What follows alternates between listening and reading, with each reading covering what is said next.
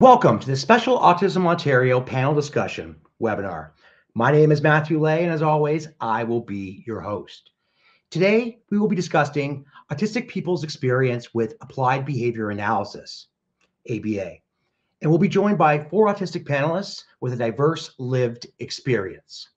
A couple things to get out of the way, just a few housekeeping notes. First off, opinions reflected in this webinar session are those of the speakers and the presenters, and do not necessarily reflect Autism Ontario's, Brock University's, or Western University's views. And please note that Autism Ontario does not endorse any specific therapy, product, treatment, strategy, opinion, service, or individual. We do, however, endorse your right to information. Autism Ontario strongly believes that it is important to do your own research and make your own informed decisions. Okay, with the aim of being inclusive, respectful, and representative of the many voices within our diverse community, we will use both identity first and person first referential language. We acknowledge that the use of language is evolving rapidly and will continue to be an ongoing discussion within the autism community. It's time to get our session started. And to do that, I want to welcome a very special guest. And that special guest is the CEO of Autism Ontario, Marg Polstra. Marg, I'm just going to pull you up. Thank you so much for that introduction and for helping us get ready for this important session today.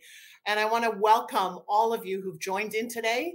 I believe we've had well over 500 people register for this event. And that is extraordinary. And that tells us that this topic matters to a lot of people. And so we're grateful that you decided to join in. And I had a chance to see many of the questions that were asked in advance.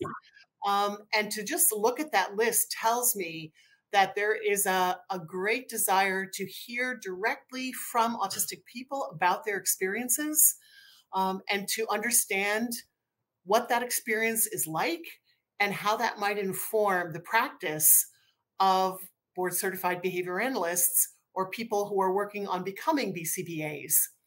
And so this is important to Autism Ontario because we really want for our entire province and beyond, for those who have signed on for today, I'm not even sure how far this goes, but to really listen to one another, to understand that this is a set of 4 unique experiences from people who have the words to describe what they experience.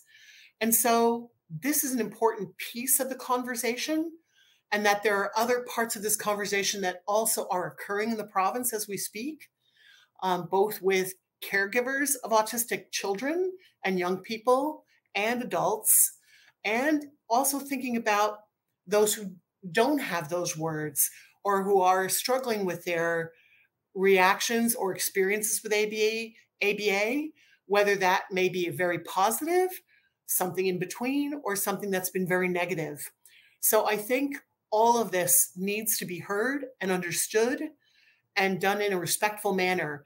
And so we are very excited to be providing this forum for you today to hear from each other. And so in thinking about today, that lived experience matters so much.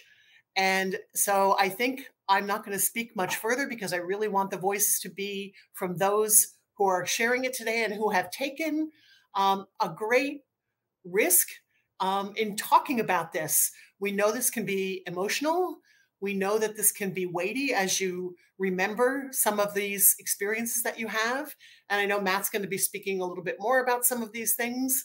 And you'll be hearing from others as well, and that there's opportunities to be supported throughout this conversation.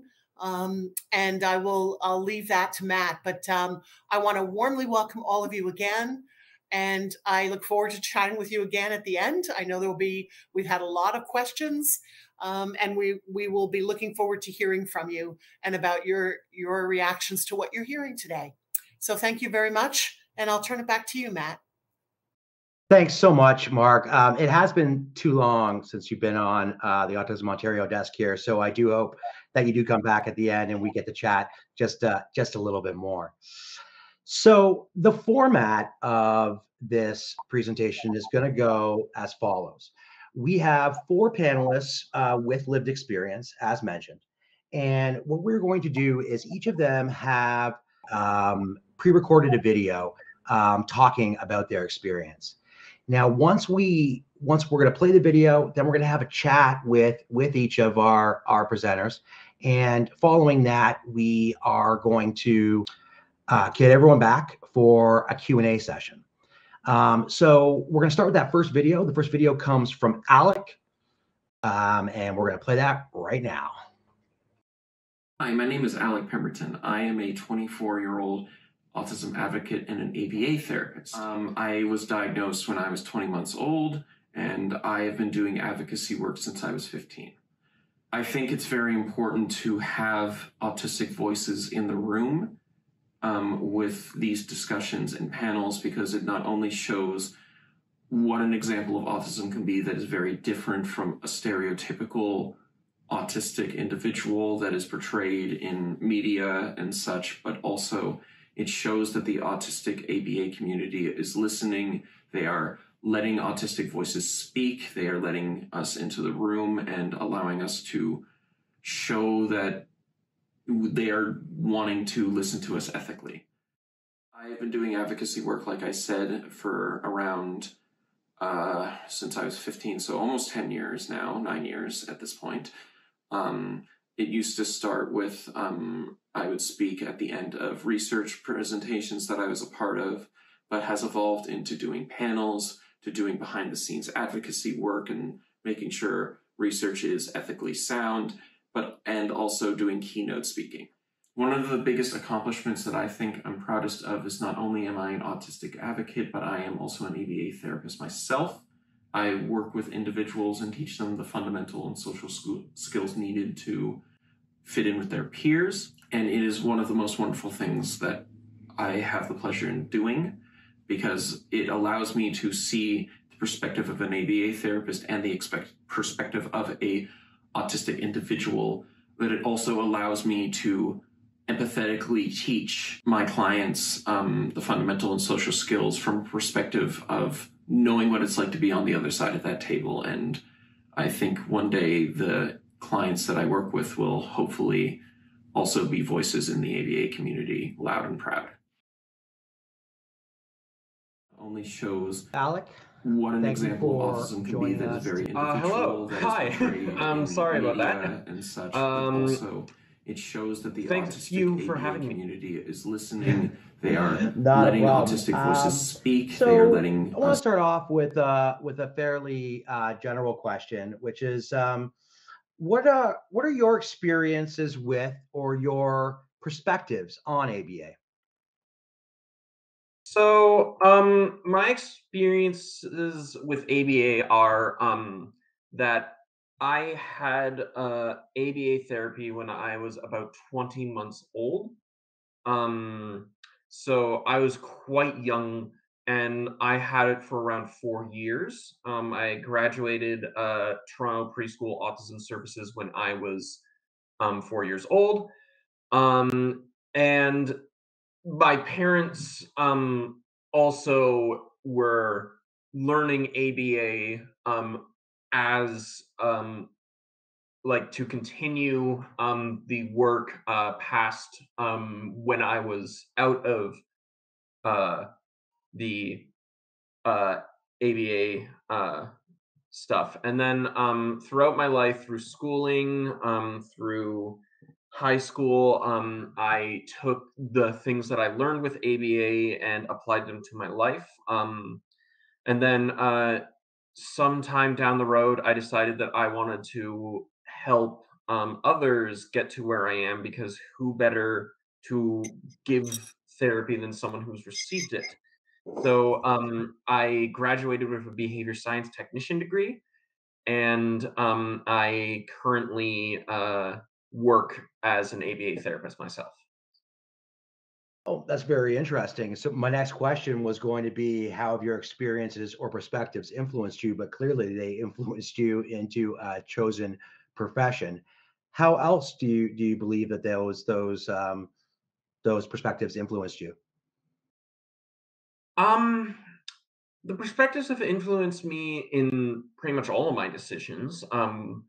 I am I it comes almost second nature now, looking at the ability to. Sorry, I'm collecting my thoughts here, but so I use ABA and the things that I've learned in pretty much any social situation that I'm in. I use it to help me understand others, because that's one thing that I think a lot of us struggle with on the spectrum is Mhm. understanding others. So I use my behavior science degree to help myself. Um, and yeah, that's pretty Interesting. much yeah. For sure, for sure. You've got a very unique perspective in that, you've gone through it, but now you're on the healthcare practitioner side. Our audience today is primarily made up of practitioners. What should ABA practitioners know to support autistic people effectively? What are your thoughts on that? So, I have a few thoughts. Like one thing that I think really helped me was not just the ABA therapy, but also like who was around me while the ABA therapy was happening. I have a younger sister who was 17 months younger than me, so right around the same age as me, and a neurotypical individual. Um, and she helped give me a perspective of what, like, an example, a role model. And then we did ABA therapy near the park, near my house, and I got to meet a lot of neurotypical children. I've been involved in a lot of uh, outside schooling like camps and such that are full of neurotypical children, and being exposed to someone who isn't a person with autism, I think also gave me an idea of like how I should behave. Um, so the idea is you gather traits from your peers, and I think peer learning is one of the strongest tools at your disposal. If you can get someone to show how it is done, that is their age and can help role model that and help them, uh, it is incredible.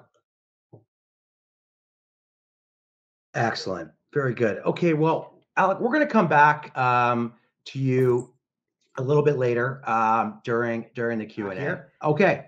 So now what we're going to do is we're going to move on to our next video. Our next lived experience panelist is Elsbeth, and we will go ahead and we will play that video right now. Hi, my name is Elspeth Dodman. I'm a 35-year-old autistic woman living at home in London, Ontario, with my family and my 2 cats. I have an honors BA in fine art history and anthropology from the University of Toronto and Sheridan College. I also have a postgrad certificate in autism behavioral sciences from Fanshawe College.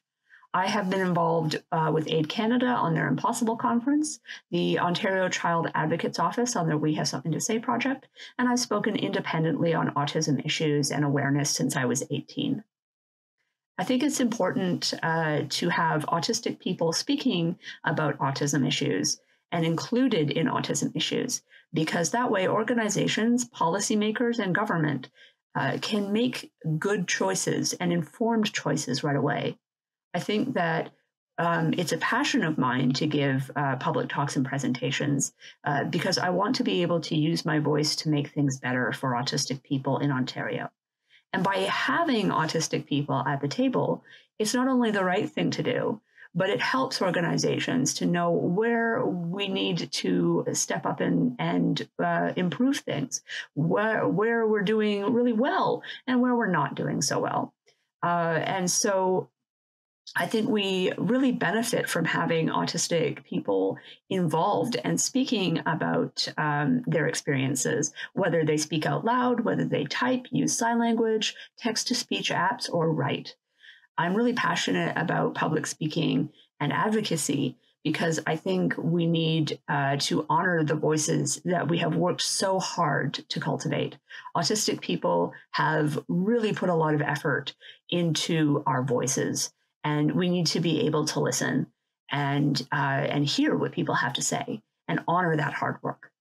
Thank you. For that video and for joining us today. Hey, thanks for having me. So I'm going to get started with the broad question once again about, what are your experiences and your perspectives on ABA? So my experiences are limited in that I have not had ABA. I was diagnosed at 14, but the first time the word autism was used for me was when I was 6 in 1994. And so things weren't on the table as they are now for young people. I have spoken with friends about their ABA experiences, and I've heard from some people who say ABA really helped me, and I've heard from people who have said ABA really hurt me. And this has created a sense of distrust and concern in me around ABA. I really want autistic young people to be protected from the negative experiences that some of my friends have experienced or expressed going through. I'm concerned when I hear people talk about goals of making a child indistinguishable from their peers. These are not things that I want for autistic people. I would much prefer when we support a child looking at emotional regulation. What do we do around a meltdown? How do we build a toolkit around a meltdown? How do we work towards skills like going out and being out in public, or using the bathroom, rather than making that child just mask or blend in seamlessly to their neurotypical peers. Interesting, and definitely something that we hear consistently. Without the experience yourself of ABA, clearly you've got a lot of experience through others and through your professional life. How do you believe these experiences have influenced you? Let me give you an analogy. So you're a woman and you're out, and a man approaches you and says, "I've got this really great program for you, and it's the best thing ever." And you're thinking, "Oh, wow, that sounds interesting." But then you're out with your girls and you say, "Hey, I heard about this new program." And your girls say, "Oh, I don't know. My sister had that.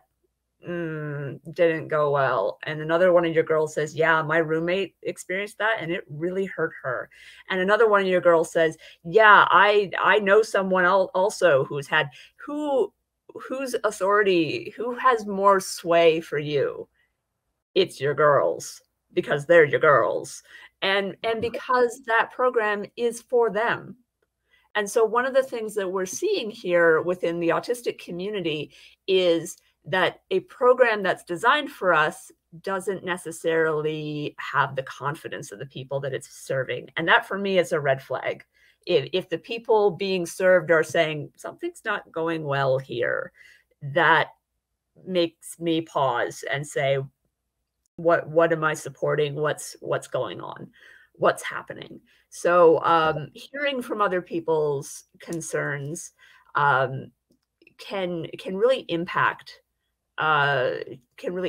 me and make me think about that. Another thing that's impacted me is sometimes the dismissive or even flippant way that autistic people have been shut down when bringing up concerns about ABA or coming to the table about that. Well, that's not my ABA. Oh, that was the bad ABA. Okay, but that doesn't address the concern that something's gone wrong and it needs to be addressed. So, this doesn't inspire a lot of trust. And it makes it feel like our concerns are not being taken seriously or are not being addressed appropriately. And if there are problems, we should want to sit down and fix them and address those issues. Disability has a long history of people coming in and saying, I know what's best for you, and I'm going to do it because it's for your own good. And ABA was a part of that.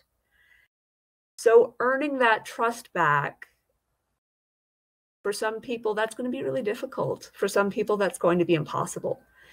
How do I trust that today's ABA is not more of the same?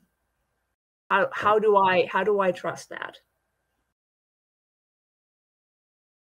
So it's very interesting as why today is happening, right? Why this webinar is happening is just for this. But outside of, advising ABA practitioners that there is this lack of trust, which I'm sure that they should be aware of based around everything that's happening in media and otherwise. What should they know to effectively support autistic people?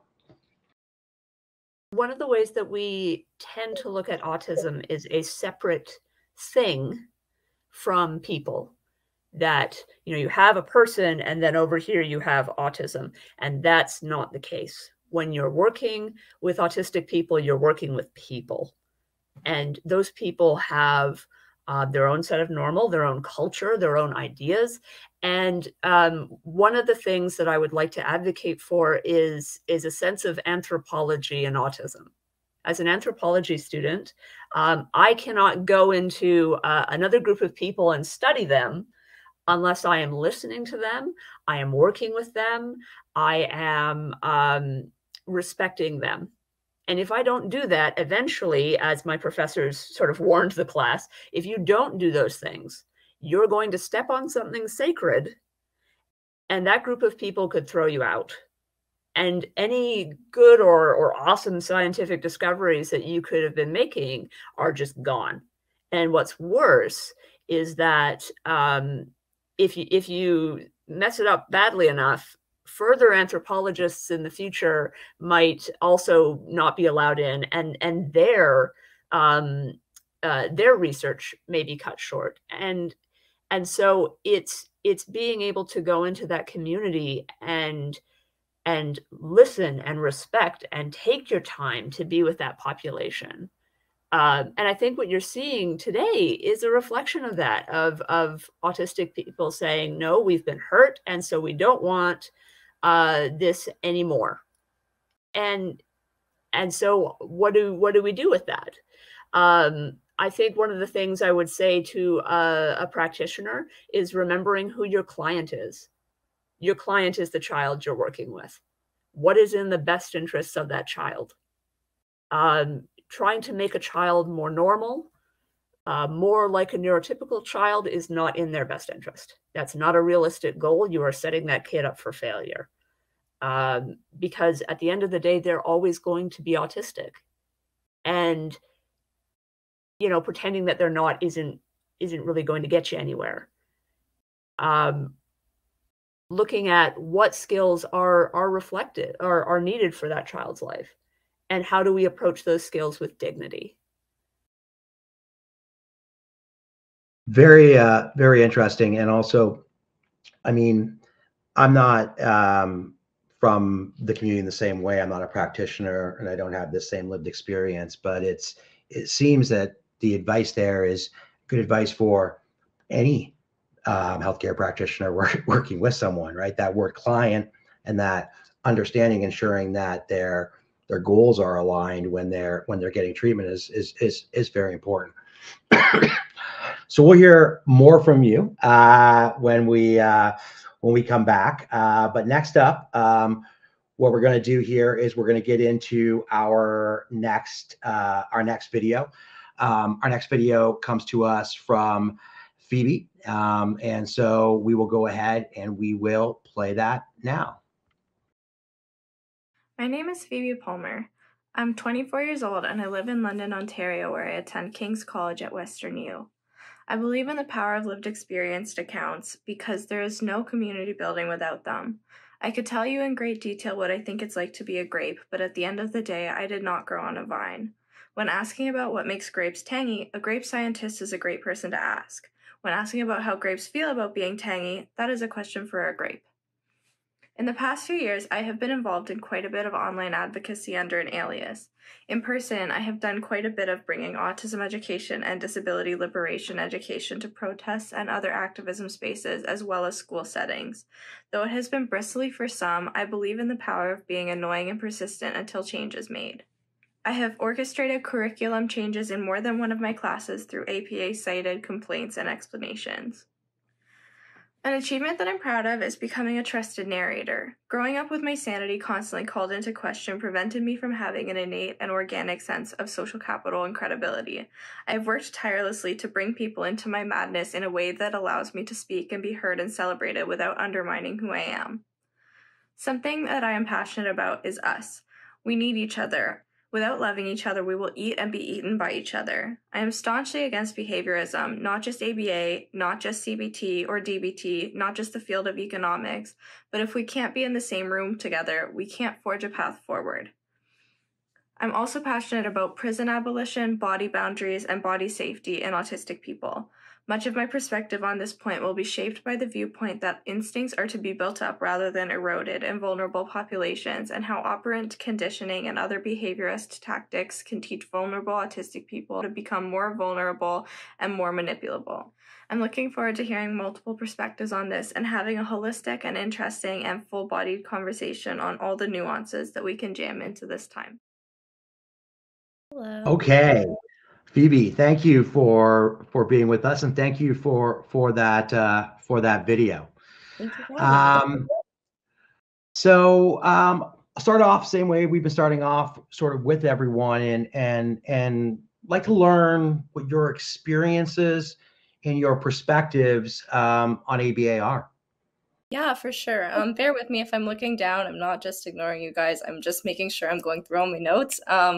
And for this question, I'm going to ask for some bearing with me just because for the privacy of the children that I have worked with, I can't give too many details. I'm comfortable saying that I've experienced in both witnessing and partaking in the administrating of ABA on a volunteer basis in a school setting. Also, I draw within that parallels to other behaviorist methods and mindsets such as CBT, DBT, and other behaviorist interventions that I've been through. I have had a close personal relationship to mostly other behaviorist interventions, but also a little bit with ABA. And I believe that ABA is not affirming of the instincts, autonomy, and social safety of autistic people. For example, when food reinforcers were used in the setting that I have my experience in, I always kind of thought about, these kids would do anything for this these chocolate chips. Like, in the wrong hands, that's extremely dangerous. So to me, I was kind of always a little bit like, what are we setting these kids up for? Because right now, they're babies, they're little. We can mostly, hopefully, trust their parents to look after them. But as they start to grow up, if they're in group homes, their skills in the realm of protecting themselves are going to be called into question, and they're going to be tested because some people have insidious and nefarious intentions. And so that was always kind of a bit of a red flag for me. Although I take issue with the whole of behaviorism and by extension ABA, there are certain practices that I think are particularly dangerous. And so from a harm reduction perspective, I believe specifically in the removal of extrinsic motivators such as operant conditioning.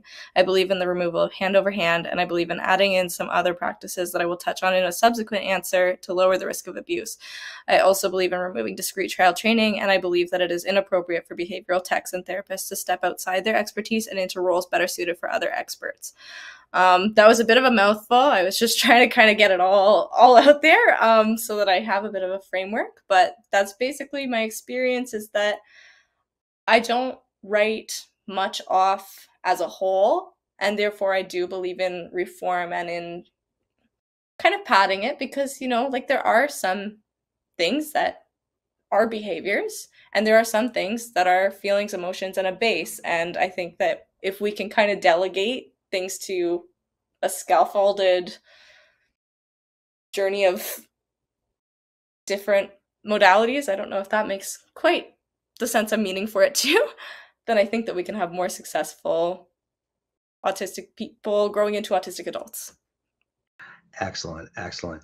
So there was a lot there, and also clearly passionate about this topic, informed, and you came out with one of the things that you believe in. I want to talk about how your experiences have influenced you towards these beliefs and towards these ideas. Yeah, absolutely. So my experiences as an autistic and ADHD and mentally ill adult are always relevant, but I actually for this want to kind of speak about little Phoebe and what she was kind of going through because who better to speak on that than her? So I remember being a little child and I was always screaming, and this is a bit sad, but don't invest emotionally. We'll move through it. I remember screaming, "Stop trying to fix me. I'm not broken." I would scream it to my parents. I would scream it to my teachers. I'd scream it to therapists, psychologists, psychiatrists. I screamed it to everyone because I just felt like this constant assertion that I was a project that needed to be finished one day, like it really eroded my self-esteem and it really eroded my instincts because if something is inherently wrong with me, that I'm constantly having to be in meetings, I'm constantly having to have everything called into question, all of my behavior is wrong, all of my behavior is inappropriate, whatever, I really just always felt like something was completely wrong with me. And so as I started growing, I was trying to find other ways to be done and fixed and finished, and they ended up putting me in danger, honestly. And it's kind of, I'm just trying to be, and she was just trying to be. And I now, as an adult, get a lot of joy out of being weird and unpalatable. I've found my band of merry weirdos. I've found my people who I can just be a little bit weird with. And I don't think that my behaviors were the problem. I think that we just, we are not collections of behaviors. We are whole people.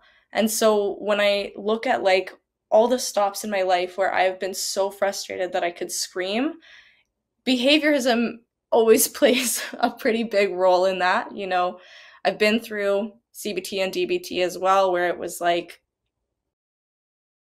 this constant like denial of who I am and my instincts. And then now, like as an adult, I don't really have instincts. I don't get to, I have to bring everything to everyone because I never got the chance to develop those skills because everything that I did was wrong. So I guess what I'm trying to say, and again, this is, I know, a big answer, but I'm trying to say that instincts in vulnerable populations are gold. They need to be there. They so badly need to be there. And so how are we allowing these young people to be developing into adults who know what to do intrinsically rather than through extrinsic input, if that makes good.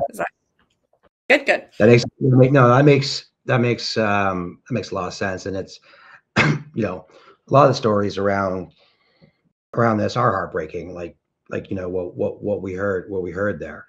And it's important to hear, I think, what we don't want our young people to feel. But knowing most healthcare practitioners in this space and in all spaces, they do set out to do well. Their goal when they were in there with you was to help you and to treat what they were being asked to treat.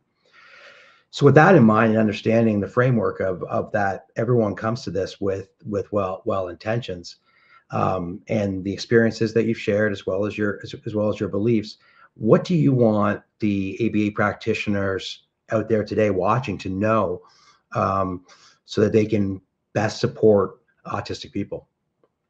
Yeah, so like I have kind of mentioned throughout this, I really truly believe that we all have to be able to be in a room and we all have to be able to work together because at the end of the day, we are allies. We are supposed to make a better world for all of us. For some of us, it's our kids. For some of us, it's us. For some of it's our clients. So we need to be able to have this conversation. And I believe that a really great gesture from the field of ABA that I think would help, like Elspeth was speaking about how is that trust kind of regained? And I was reflecting on that, and I was thinking, you know, like a really good faith gesture would be helping us kind of lobby for more access to other practices as well. Like, I'm not saying that ABA has no place. Like what Alec was saying about the things that specifically helped Alec, like I'm not going to discount the experiences of anybody who had great experiences with it. I just, from my perspective, top-down therapies never worked for me. Bottom-up therapies always have. So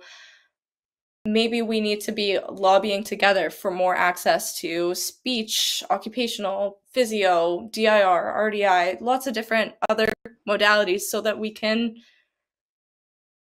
create like a really holistic care path for everybody. And I know Dare to Dream, we have Doug Ford's Ontario. We know that the autism funding's not great right now, but I think if we could unite on some specific goals, that would be amazing. But I guess this is also for supporting autistic clients. I think it would be really helpful if behavior analysts could keep kind of an ear to the ground and notice, like, if the top-down methods are not really working for a client. Because for me, it was kind of a bit of a, and I'm not accusing anyone of this by any means, but it was a bit of a cash cow when I was in top-down therapies where the therapist kind of knew, okay, this is not really working, but I'm getting paid. So they didn't ever kind of be like, this, try something else. And so I think recognizing that different things work for different people is always very, very, very helpful and helps, again, build that trust back up. And as well, as a final point, many therapeutic industries are moving towards, you know, more affirming therapy, like moving away from CBT, moving away from DBT into somatics and internal family systems therapy. And, you know, sometimes it's a bit bittersweet. A somatics therapist will pop up on my timeline and I'll be like, they'll be saying, oh, this kind of, you know, helps you reset your nervous system. This helps you. And I'm like, that's just stimming. So I never want to hear a quiet hands goal again, because if it's good for people to be doing this intuitive movement, why are we then being told, hey, let's let's have quiet hands? So I think all therapeutic fields are fluid. So let's keep ABA fluid as well. We have a question from our audience. They're asking what you mean when you say top-down therapy. Yeah, sorry, I maybe should have clarified that. So top-down would be kind of behaviors at the top of like, okay, here's what we're seeing, so we're gonna work from there and see, okay, let's I don't know that I've ever really described this out loud before. I have an innate sense of what it means, but it's not easy to verbalize without a script, at least. Bottom up would be like, okay, your childhood, your feelings, what is causing everything, whereas top down would be like, this is what's happening. It's so focusing on the behavior or focusing on what's being displayed versus maybe focusing on understanding and the underpinning reasons for that display. Absolutely. Thank you. And one of our panelists talk about a medical perspective versus emotional perspective. Yeah. But you know what, Phoebe, this was great. You know, you shared a lot and you were able to really, really get the value out of that time and out of those questions. So I really appreciate all of that. We're going to hear from you again in the Q&A. But for now, we're going to move on to our next video. And this is our final panelist, Paige. And we will get to that video right now.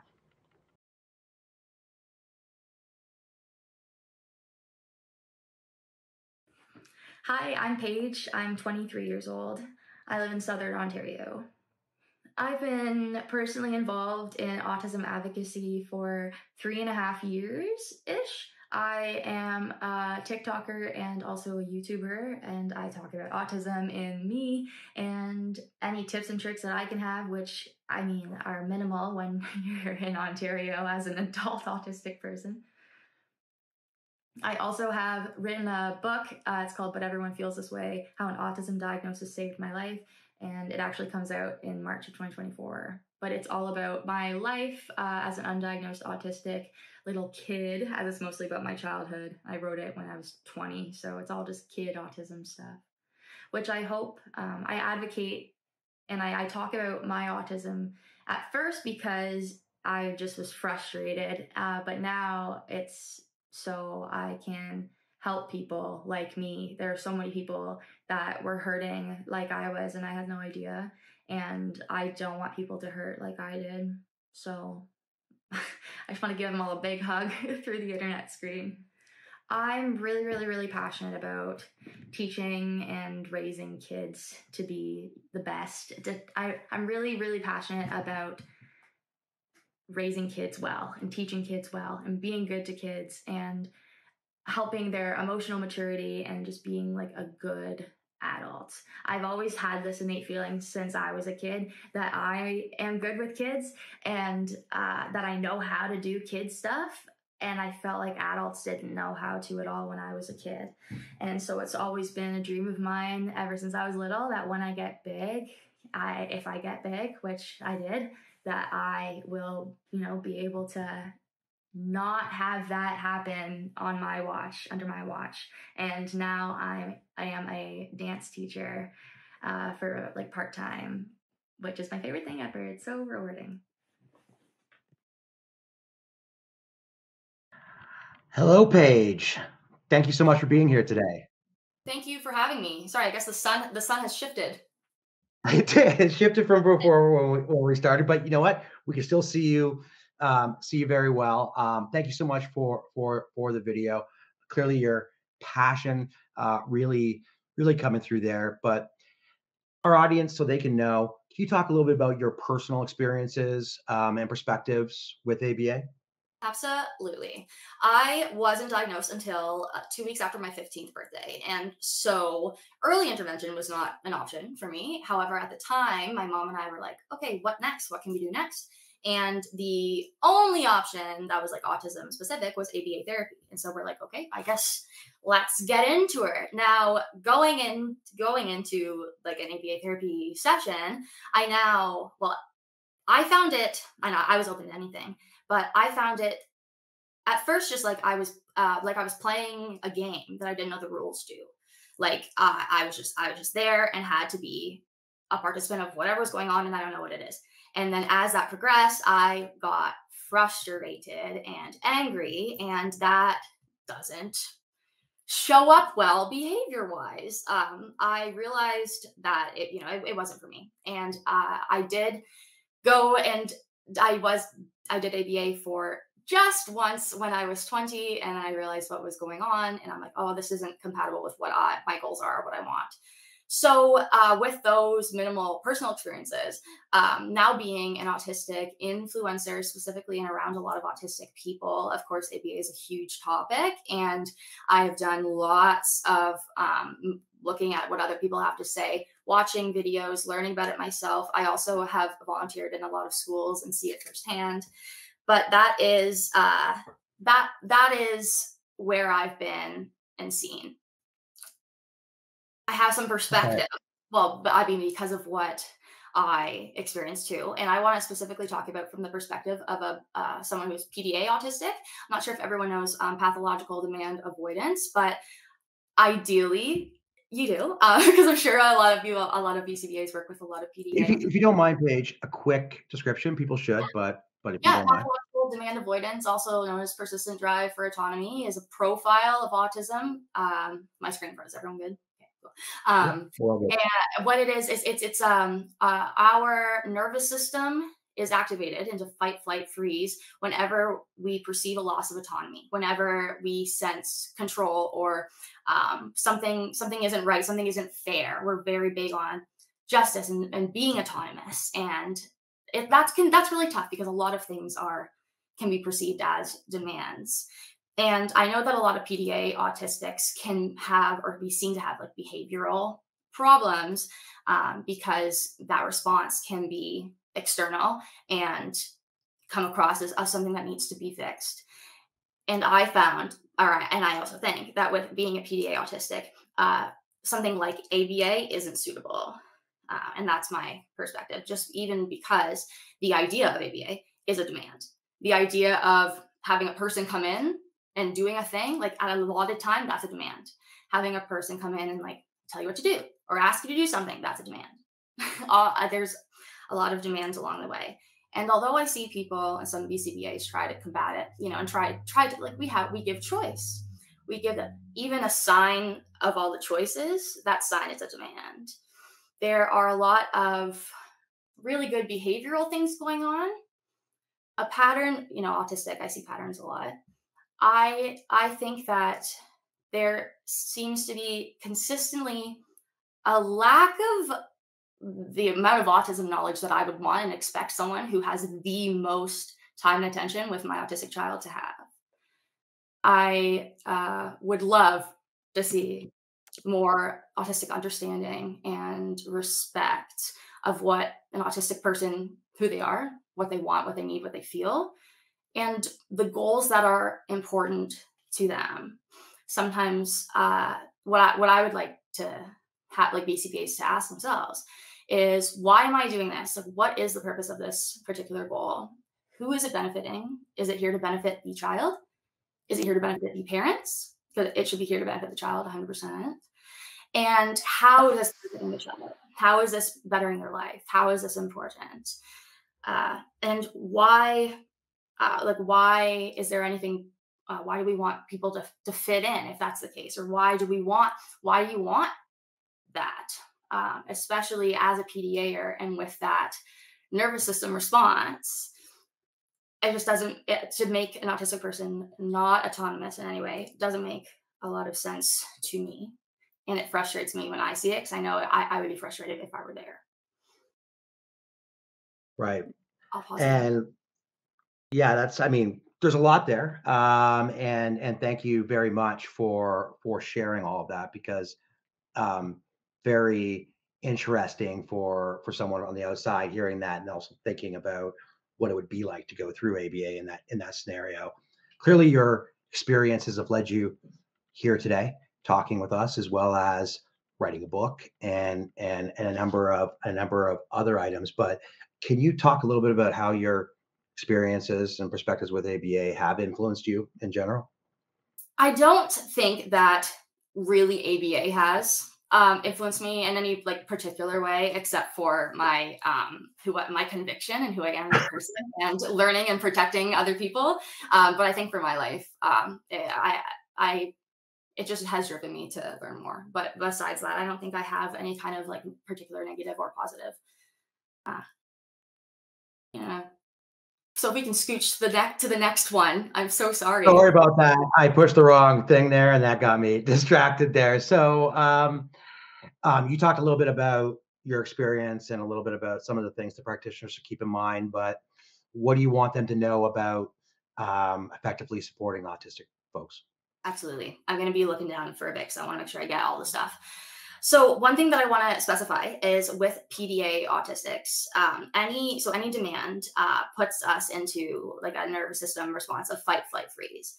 When an autistic person is in that state where our nervous system is triggered, we lose access to our thinking brain and our frontal lobe and access to critical thinking.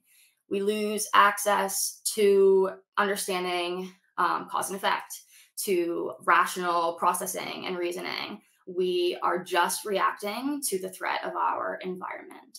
So whenever those situations happen, it is that autistic person is in survival mode. They're in their monkey brain, survival brain, and anything is just a response to that threat. So just at that time, if that ever happens and an autistic child is in that triggered like meltdown state, I just want people to know that there is no logical reasoning happening. Like, you cannot teach during that time. That time is only a time. Hopefully we don't get there, but if we do get there, that is a time where we need regulation and where that person will likely need either like their special interest or a safe nervous system that is going to take them out of that flight freeze and feel safe. Some things that I also want everyone to be super known is that I think in general, knowing more about autism is very beneficial. Of course, I know that every BCBA is quite different. Everyone runs their practice differently. Everyone learns continuously differently. Some people like learn from different sources still. Every autistic person is very different. And so, of course, this is going to be very redundant to some, but knowing your specific client and understanding that they are going to be so different from every single person. Knowing that autistic people likely, they have sensory issues. I really don't like when I see people touching autistic kids, like hand over hand. Why ever touch an autistic person? I don't know personally. I say don't touch me to anyone who touches me. And I don't think people like being touched, especially, but if they have sensory issues, that's not super fun. Autistic people also have difficulty with transitions and with change. We are very efficient. Our brains work very efficiently. I know mine does, and I always wonder why. Why are we doing this? Why are we doing this, and why in this way? So I would also recommend, for the betterment of just keeping an autistic child, as neutral as possible, lessening transitions or making transitions as seamless and understood as possible, and understanding that there's going to be tough times during those transitions. These are just small things that I just think are just little things that could be super beneficial. And also, an autistic, I don't know if anyone here does this, but I'm just going to say, and like if an autistic child is not, if they can hear you, then talking about them while they're in the same room as somebody else means that they can hear you, and no one else does that. So maybe we also don't do that. Remember that, the child is a human person that is going to grow up to be an adult. And what can we do to have that child be the best, safest adult possible? Being a kid is hard. Being an autistic kid is really hard. And being a parent of an autistic kid is really hard. One day they'll be an adult. What can we do to make them the safest, happiest adult? Very good. And, you shared a lot there.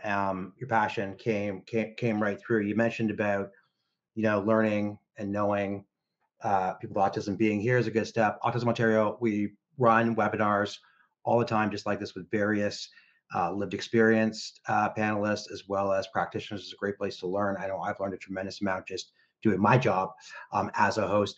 Paige, we'll be coming back to you shortly for the Q&A. Thanks so much again. And now I'm going to, sorry, Paige, I jumped a little quick there. But now Mark brought you back here as we end the first hour. Before we get into the Q&A, just wanted to give you an opportunity to kind of give some thoughts to everybody. Thanks, Matt.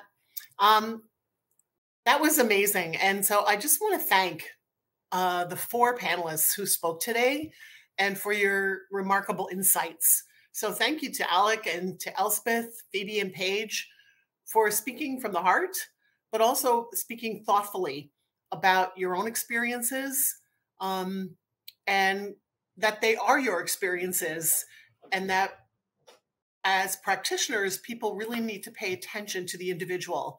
And I think that's something that I know the BCBAs who are on this call value, but to hear it directly from you, I think is critically important.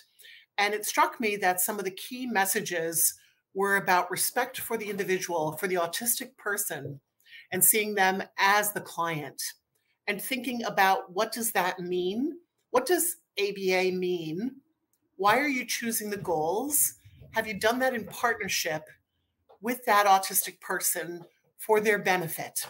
So really taking a close look at motivation behind why one would choose a particular learning goal, and knowing that ABA also is only one tool in the kit about learning and about living, and how do we live the best possible lives that we can. I also heard a lot about trust that needs to be developed, and that there's understanding who that individual is, but also knowing that they are complex individuals who experience things both deeply and in focused ways. And that needs to be taken into consideration in a more powerful and intentional manner by therapists who have chosen to be helpful with a particular profession. But that it's also important to work with those other professions, speech language pathologists, occupational therapists, mental health practitioners, medical doctors, whoever that might be, the teachers in that child's life, the caregivers and parents, and that they're part of a group of people who care for the life of this particular individual that you're working with. And so I think some of those key messages, no matter where one stands on their perspective about ABA, is I did hear respect today. And then also a critical point was that not treating people as if they need to be fixed. And to me, that is one of the most central messages that ran as a thread through all of the comments that were today. And to be partners in that process of moving towards a life that's well lived. And at Autism Ontario, our vision is that best life, better world, and making autism matter are key components that we support, and that in listening to people who are autistic, autistics who speak their mind, and then extrapolating some of those thoughts and thinking about that, especially for those who don't have the words to describe what they experience, can go a long way in helping us, and as professionals in the field, as advocates, as allies, doing the best we can as a community for one another. Thank you. And that's why we need to have you back. We need to have you back more, Mark. Thank you so much for that. I think you summed things up very well. And yeah, so with that, we've concluded the first hour of our presentation. Okay, so now what we're going to do is we're going to get to your questions. A reminder, we have a lot of questions to get to. And so basically, I am going to bring back our panelists, and we are going to go in. I'm going to start with some of the pre-submitted questions. We want to make sure that those do get addressed. I just got to make sure that everyone here is unmuted before we move on there. Do I got everybody? Believe I do. Okay. So where I'd like to start here is with one of the questions that came in advance. And what I'm going to do is I'm going to start with Elsbeth, with you on this one. Is what was the one thing you found most helpful that others did for you during your learning? So one therapy that I did have when I was little, as I was being assessed when I was 6, a young woman came in and she asked me, "What do you want to work on today? What do you want to learn today?" And I said to her, I wanted to learn how to jump rope, because I at that time couldn't coordinate getting my hands to move at the right time, the rope over my head and my feet to work. And all the other little girls in the playground could skip, they could jump rope. And I often would just sort of sit and watch them. And I wanted to learn how to do that. And she said, okay. So we went out to the playground and tied one of the ends of the skipping rope to a post. And she swung the other end. And I kind of worked out. It wasn't so much of a hop. It was more of a step. And she helped me learn how to skip. And that isn't necessarily like a huge life-changing, like there's never going to be a you better know how to jump rope for your job. But on the job application can skip. But I don't know if you're applying at Cirque du Soleil, maybe. Maybe no, they would never have me. But it was important to me, um, because it meant that I could participate with other kids my age. And it was a goal that I wanted to do. Right. Makes a lot of sense. Alec, you have some thoughts on this topic as well? Yeah, sort of continuing off Elsbeth's point there about like wanting to fit in and wanting to be able to play with your peers. I think it's very important that we include peers in the work that we do because they are the best teachers when it comes to social skills. I think the idea that individuals on the spectrum are socially not motivated to interact with peers is a big false flag. I remember I said it in my answer before, being able to go to the park and learn from the kids that were at the park how to behave and doing these skills together and learning with my sister. My brother would bring his friends over from school and they would get involved in helping me learn. And then later in life, being able to take the social aspects from a summer camp and putting them into how I behave at school, I think really helped as well. Because I grew up in a special ed school, and there was a time in where my behaviors would actually increase in consistency because I started picking up on behaviors that my peers had, and I think that was a big problem. So I think the thing that helped me the most in learning was having role models to show me um, like how to behave in a public setting. And I think that's the ultimate goal with ABA therapy, in my mind, is not to make someone normal, it's to make them independent. And I think that's a important aspect to take away from that. If Yeah, I could just definitely. jump in, And go ahead. sorry. If I can just jump into that, I agree that having trusted people is really important. And I would really like to add that making sure that the peers that you're working with or the people that you're asking for help are like people you trust and you know that they're going to give you good information. Yeah, They're of course. yeah, that they're not going to like mess with you and be like, "Oh yeah, this is totally okay. Go tell the principal to like eat a frog or something." You got to so I had a couple adults in my life that I knew were going to give me good advice. And so I would go between the two of them and say like, "Here's the situation." "What?" And then they would say, "Okay, I'm gonna explain this." And just making sure that those peers, or the adults in your life are people who you know are going to give you sound advice and helping a child to know, and that's good for any child, not just an autistic child, but how to say, what makes a trusted person? What are hallmarks of people that are like good to give you information? you know, maybe not Billy who says like, let's go set fireworks off at the church, but but maybe, Sally who really helps you to learn how to take turns. Yeah, I wanted to what I was going to say, jumping on is, you said we need role models. I mean, we all do, right? Like this is a common thing for all children in their developmental stage. Paige, I'm going to come to you next.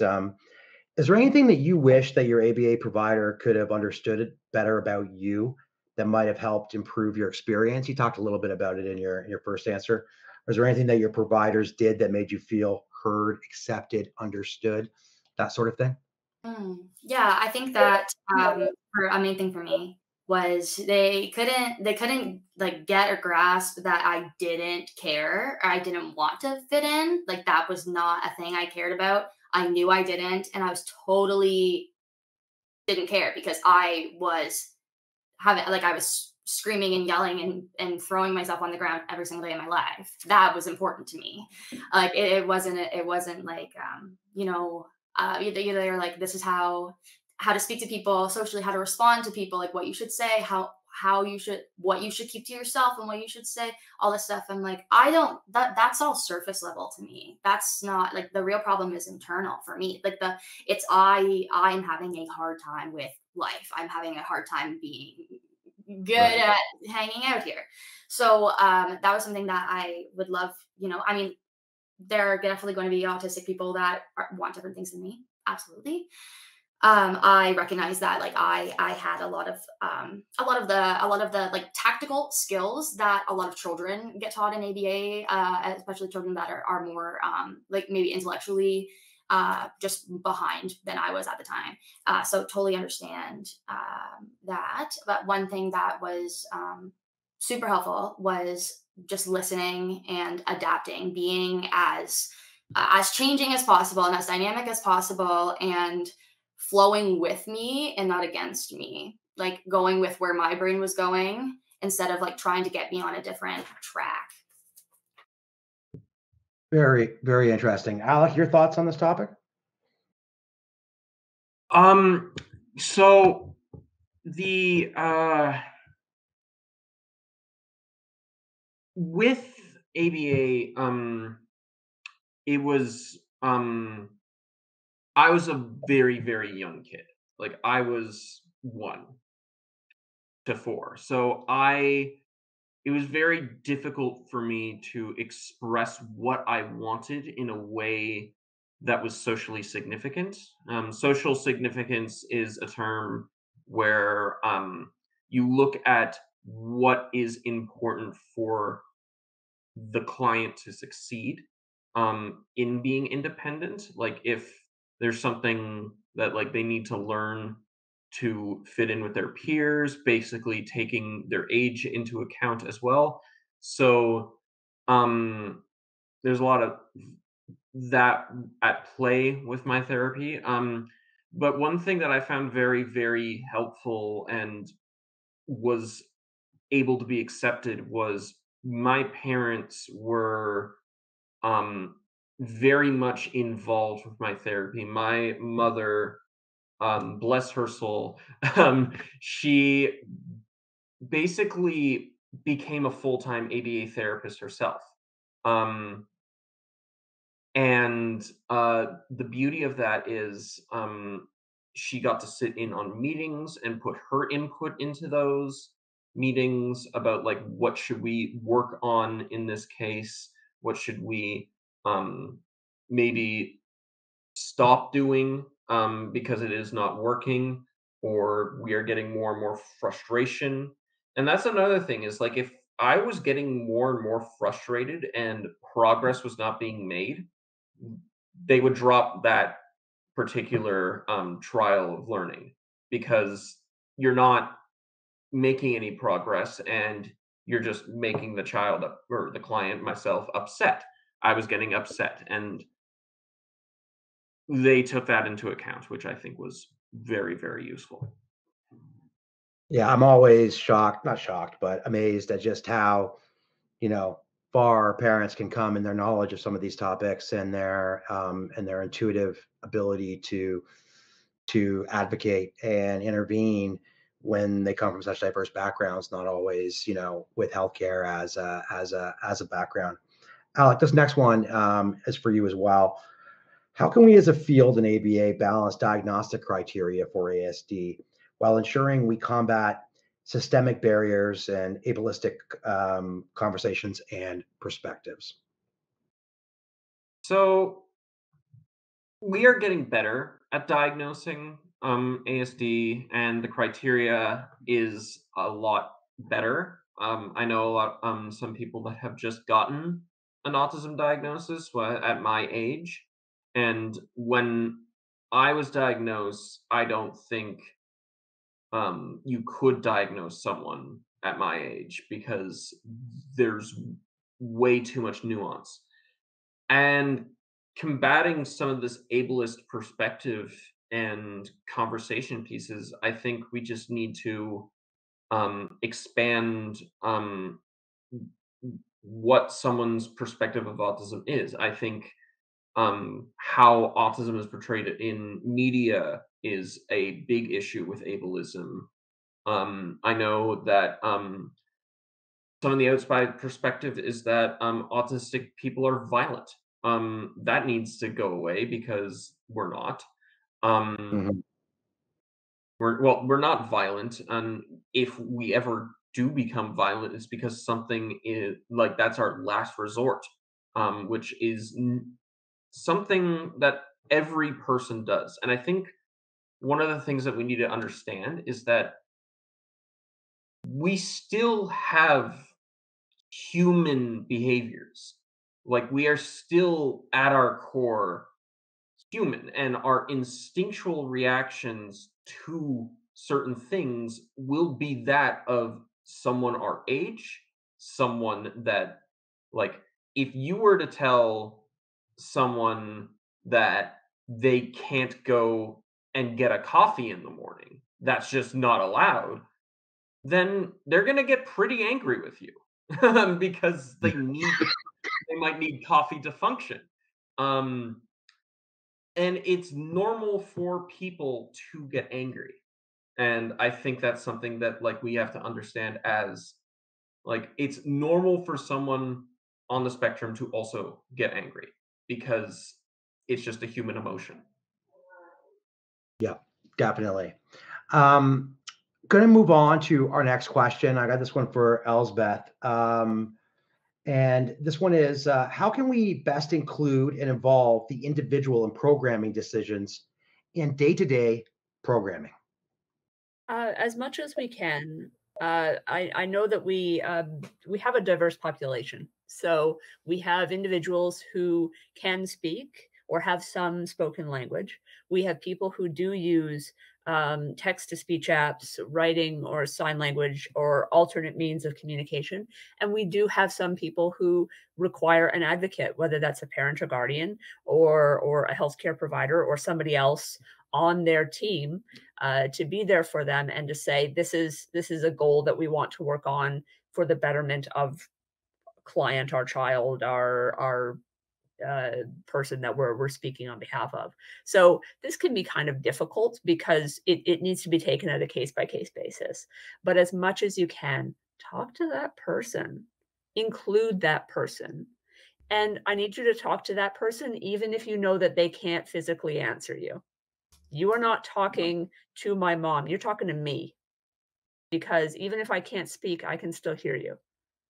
It is so dehumanizing to be in a room and to have someone not speak to you, but to speak about you to somebody else, and that's happened to me, even though I can speak very well. In fact, it's a lot harder to get me to shut up. Um, so as much as you can, include that person. What goals are coming up? Are you seeing a lot of anxiety recently? Are you seeing a lot of emotional outbursts in that person recently? How can we what how can we find out what that anxiety is about? How can we build a toolkit around anxiety for that person to use, or for caregivers or providers to use in those instances? We're seeing a lot of uh, sorry, I just slipped the word. We're seeing a lot of restricted eating. How can we work towards expanding some of that? What are ways that we can do that with dignity, with agency? How can we, or whether it's that child saying, "I want to learn how to jump rope," you know, but at all times coming in and understanding that you need to leave whatever ableist prejudices that you may have at the door. Because if you're coming into this session with me and you're carrying those preconceived notions or those ableist ideas, then everything we're doing after that is suspect. Um, and I'm gonna fight you every step of the way. Yeah. You know, but as much as you can, involve that person and speak to them like they're a real person, even if they're just a little kid.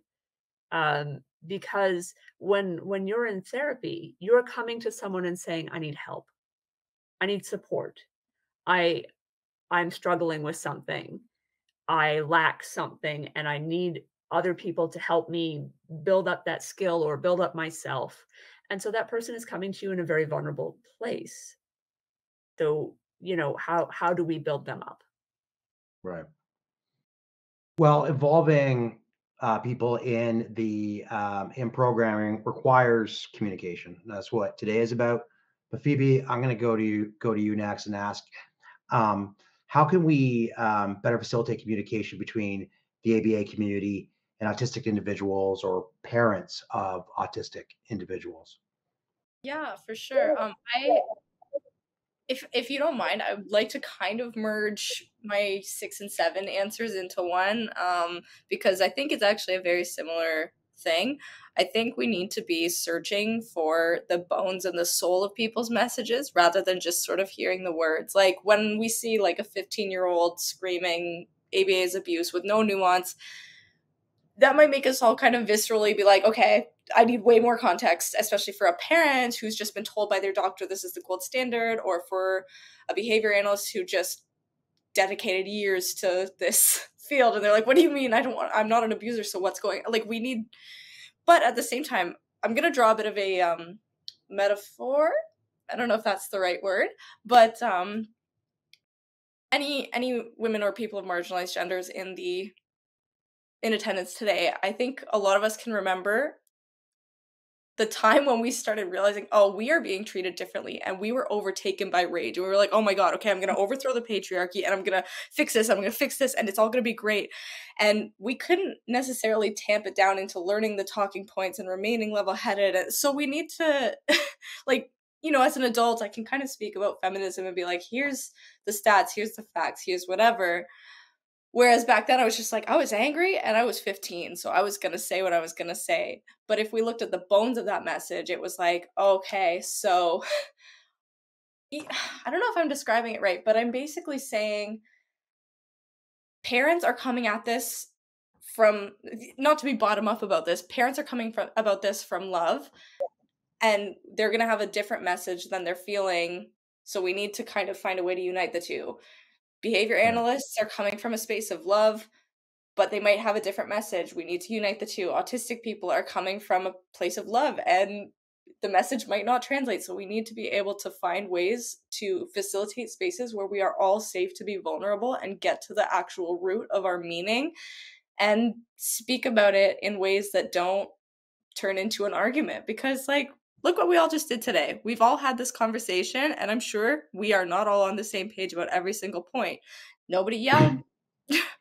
And that was fine. And I feel like this was a very safe room for us all to be in. And I think if we can create more spaces like that, where we can all be safe to see each other's messages, nobody here wants to harm autistic kids. So let's have a conversation about not harming autistic kids in a way that doesn't harm each other either. We all need to be able to be in the same room. Right. And one thing that I really resonated from that answer there was the idea around having to understand. If we don't have a language that we're all understanding when we're talking about this, it's not going to work. Alec, I see you there, but we're going to go to Paige first, and then I'll come to you quickly after that. Alec, Paige, your thoughts on improving communication?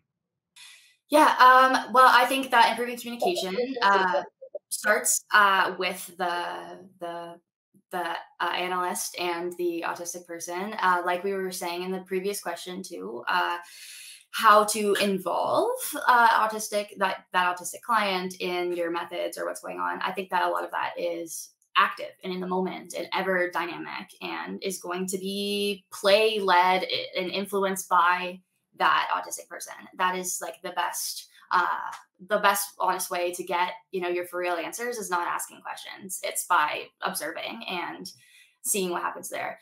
When it comes to communication as a whole, and when you look at like different communities, I think that especially social media, which I know we'll get into later, can be difficult to navigate for anybody, especially it can feel there can be like feel segregation. We all know like there are different tensions. Absolutely, echoing what Phoebe said about having safe places. I think that I know for myself as an autistic person, something that I try to work on is, well, communication. I have a disorder that affects my social communication, but I try my best to communicate in a way that is going to be making sure people don't yell at me, but also I love the BCBAs out there that know and understand that my autistic and any autistic communication may not be in the exact proper words that they love to hear, but are willing to ever change and grow and listen and learn more stuff. Thank you to those that are like that. I know that no one wants to hurt anybody, so I really appreciate that. We're nearing the end. We got just about 4 minutes to go. So Paige, I'm going to stick with you, and then I'm going to kind of go around the horn to everyone. But, what would you like behavioral analysts to know moving forward? And what changes would you like to see in the field? Mm-hmm. I want behavior analysts to know moving forward that I know that you are here to help and you want to do your best. And thank you. You are so important. You are literally probably like the number one person, the number one go-to autism support like ever. And that's so important. And you're so valuable. And please don't get discouraged. It's the BCBAs that are listening and that do take in even some stuff that like I totally is not going to be applicable to every single person watching this. A lot of analysts are going to be like, no, that doesn't apply to me, but completely understand. Thank you for your help. Thank you for listening. You're very, very important. And moving forward, I would love everyone to keep that communication with autistic people and learning more and more about autism.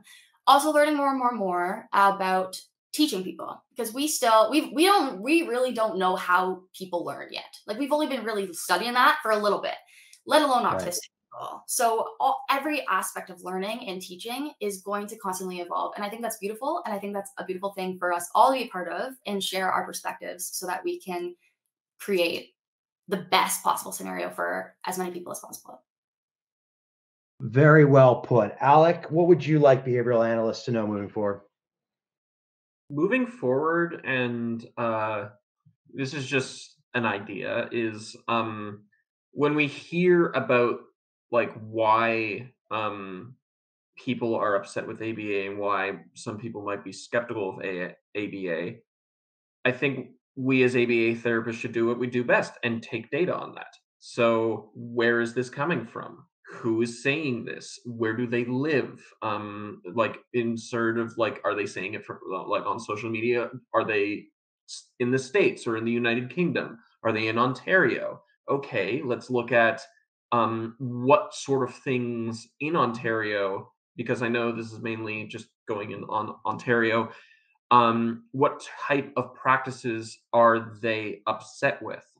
What type of things that like maybe if we're implementing that, maybe we should be like, okay, let's figure out an alternative solution to that. Because if this is causing a difficulty here in Ontario, then maybe we should make sure that doesn't happen anymore. I know in Ontario, it's very well regulated.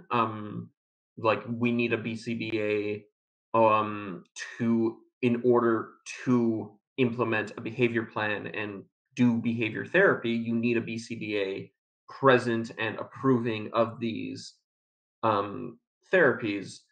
So we should figure out like, okay, we know that this person in Ontario is saying that they don't like overhand therapy. Okay, don't implement that. Find an alternative in order to. I know there's other ways of prompting individuals, either with like gestural prompts, verbal prompts, whatever works for them, so you don't have to go and like physically prompt them, because physically prompting is the most invasive of prompts, like overhand. To anyone that doesn't know what a physical prompt is, it is just overhand, like touching someone. So we've heard today that that is something that a lot of people are against. Okay, so let's see if we can get someone to understand a gestural prompt or something. And yeah, I think moving forward, we should just not only take data on our clients, but take data on ourselves in like figuring out what we ourselves could change. Excellent. Phoebe, what would you like behavioral analysts to know moving forward? Yeah, okay. So I want to sort of sum up the reason that I'm here within this. My primary objective for the future of autistic kids and autistic young people is I want them to be able to keep themselves safe. So to me, the idea of a socially competent seeming autistic young person who still has the social naivete that they had before their behavioral intervention or whatever intervention they've had, it's a bit terrifying to me because it gives more social opportunity without necessarily the context that they're going to have to deploy lots of social safety skills. And so I think moving forward, I would love to see, again, scaffolding. I know that's word of the day for me today, but like robust sex education for autistic kids, social safety awareness, like not just social stories on how to be pleasant. And I know there's lots of different kinds of social stories, but you know, about how to keep yourself safe within drug use, because that is a big risk for our community, within eating disorders, within sexual safety. Like all of this needs to be taught if we're also teaching or if we're also implementing behaviorist tactics that teach us to question our instincts. I know I added this into the resources, but I really recommend for any professional this book, Safeguarding Autistic Girls. It's fantastic for finding ways within, it is critical of ABA. Don't invest, you feel how you feel about it, the author feels the way she feels about it, but there are professional strategies for how to kind of pad these behavioral interventions and pad the care of autistic young people. This applies not just to girls, to all young people. How to pad it so that it's not diminishing those social safety skills by making somebody maybe more compliant. And I think that's about it.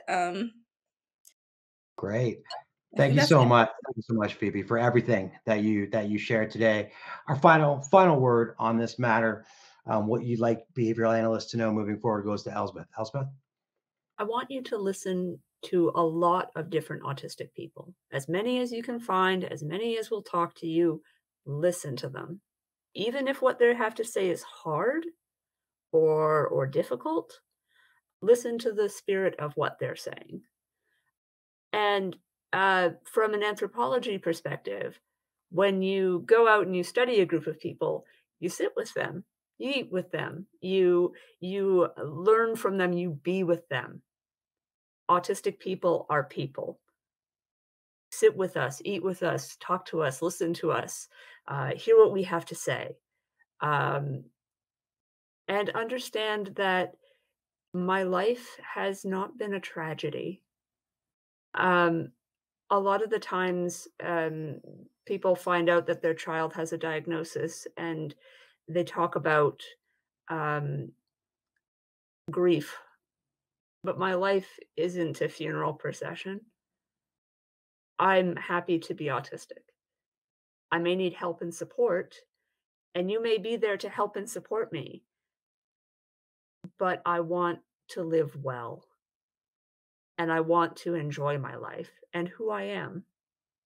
I'm happy to be the Elspeth that I am, and I want to keep working hard so that I'll meet the Elspeth I will be in the future. Thanks. Thank you so much, Elspeth. That's a great way to finish us off. Thank you, everyone on our panel, and all of you out there who came here today with open ears and open minds to listen. I want to remind everyone as we come to this conclusion that the survey is available. Please complete the survey excuse me, before leaving today. And on behalf of Autism Ontario, our panelists, and myself, thank you, and we look forward to seeing you on our next Autism Ontario event.